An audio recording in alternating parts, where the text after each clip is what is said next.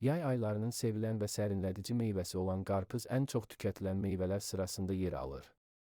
Su və şəkərdən ibarət olan qarpızın kalorisi və qida dəyəri olduqca zəngindir və doyuruculuğu yüksəkdir. Tərkibində bir çox vitamin və minerallar var. Gündəlik olaraq orqanizmin ehtiyac duyduğu və tükətməli olduğunuz C vitamini miqdarının 15%-ni bir pors qarpız yeyərək qarşılaya bilərsiniz. Qan təzyiqini salır. Piyələnmə problemi olan insanlara tövsiyə edilir. Likopen tərkibli qarpız sümüklərin sağlamlığını qoruyur.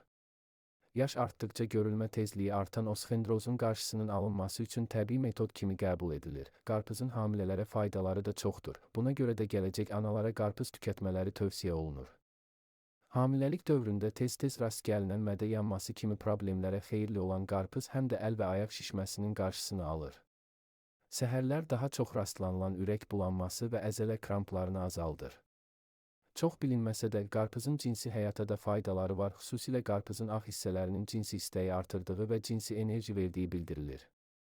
Çox zaman qarpız qabığının faydaları nəzərə alınmır və qarpızın özü istehlak edildikdən sonra atılır. Qarpız qabığının dəri üçün çox yaxşı bir təmizləyici və nəmləndirici olduğunu deyə bilərik. Xüsusilə qarpızın qabığının ağ hissələri ilə üzünüzə masaj edə bilərsiniz.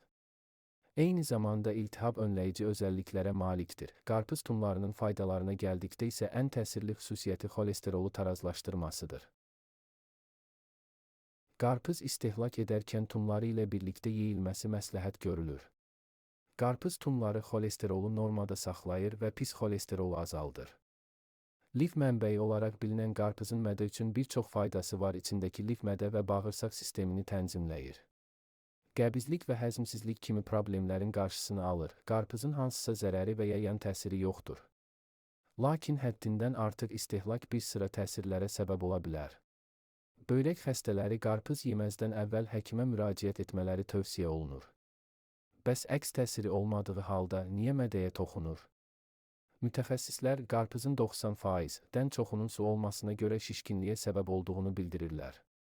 Bundan əlavə, qarpızın pendirlə yeyilməsi daha uyğundur. Çünki qan şəkərinin tarazlığın bu şəkildə qorunub saxlana bilər.